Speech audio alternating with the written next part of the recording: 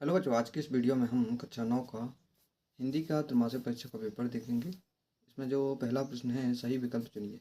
कृष्ण भक्ति शाखा के प्रमुख कवि कौन है? तो सूरदास हैं। ज्ञान मार्गी निर्गुण भक्ति शाखा के प्रतिनिधि कवि कबीरदास हैं। भक्ति काल को कितने भागों में बांटा गया? 2 भागों में। आधुनिक काल का समय काल 1843 है। नव गति नव लय में कौन सा अलंकार है? अनुप्रास अलंकार।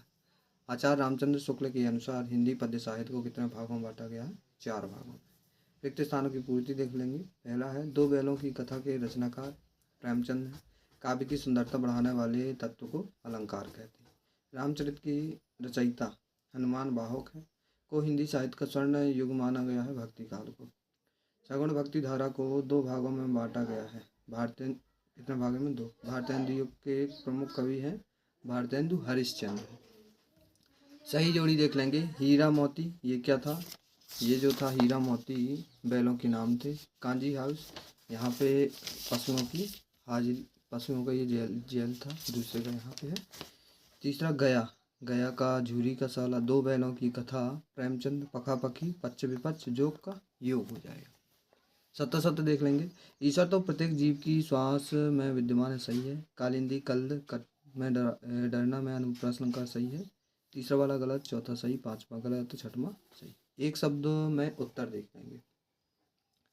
इस जल प्रलय में पाठ के लेखक कौन है? फरीसानाथ रेणु। मृत्यु का तरल दूत किसे गया है? बाढ़ के बढ़ते हुए पानी को। मनुष्य ईश्वर को कहाँ कहाँ ढूंढता है? मंदिर, मस्जिद, काबा तथा कैलाश। अलंकार की बाढ़ की खबर सुनकर लोग किस तरह की तैयारी करते हैं? बताना है। क्या क्या तैयारी करते हैं बाढ़ की? बाढ़ जब आ जाए तो।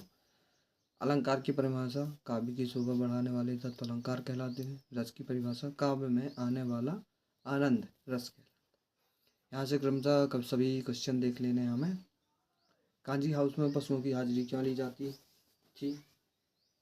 अथवा कहा राम भक्ति शाखा के कोई 2 विशेषताएं लिखना है। रस के अंगों के नाम लिखना है। अथवा में महाकाव्य किसे कहते हैं ये बताना। संचारी भाव की संख्या कितनी मानी जा गई है? अथवा में छंद के कितने प्रकार के होते हैं? सगुण भक्ति की कितनी काव्य शाखाएं हैं? अथवा में भारतेंदु युग के नामकरण किसके नाम पर हुआ? दृश्य काव्य किसे कहते हैं बताना है। अथवा में यह भी रस का स्थायी भाव लिखिए। उपन्यास के कितने तत्व हैं? अथवा में हिंदी का प्रथम उपन्यास किसे माना गया है? 12वां, हिंदी की प्रथम कहानी किसे कहते हैं? अथवा में कौन सा जानवर सबसे बुद्धिहीन माना गया है? तो गधा। कौन सा? गधा। ल्हासा की ओर पाठ के लेखक बताना है कौन है। अथवा में ऐसा शब्द जो किसी अंचल यानी क्षेत्र विशेष में प्रयुक्त होता है उसे क्या कहते हैं? बोली। क्या बोलते हैं? बोली। तिब्बत में सबसे खतरनाक जगह कौन सी है? अथवा में रसखान ब्रज में जन्म क्यों लेना चाहते हैं?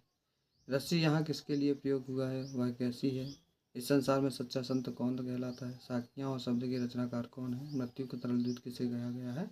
बाढ़ के बढ़ते हुए जल स्तर को मृत्यु का तरल दूत कहा गया। इस जल प्रलय में पाठ के रचनाकार कौन है बताना है। संधि कितने प्रकार की होती है? लघुत्तरी प्रश्न ये दोनों देख लेंगे। इसमें निम्न बिंदुओं के आधार पर जीवन परिचय लिखना है। उन्हें इसमें हमें साप्रसंग व्याख्या करनी है। ये अथवा का है। 20वां प्रश्न ये है, विषय पर रूपरेखा लिखना है। बेरोजगारी, जल ही जीवन है, पर्यावरण प्रदूषण। 3 में से किसी एक का रूपरेखा। ये 21वां प्रश्न है। गद्यांश को पढ़कर नीचे लिखे प्रश्नों के उत्तर लिखिए। इस गद्यांश को पहले पढ़ना है, फिर ये 3 प्रश्न दिए गए हैं, इनके उत्तर बताना है। 22वां प्रश्न ये है, स्थानांतरण प्रमाण पत्र प्राप्त करने हेतु विद्यालय के प्राचार्य जी को आवेदन पत्र। और अथवा में वार्षिक परीक्षा की तैयारी के लिए सूचना हेतु पिताजी को एक पत्र। लास्ट है 23वां प्रश्न, जो सारगर्भित निबंध लिखना है। विज्ञान के बढ़ते चरण, नई शिक्षा नीति, वृक्षारोपण या राष्ट्रीय का, जिस पे भी आता है उस पर हमें निबंध लिख देना है।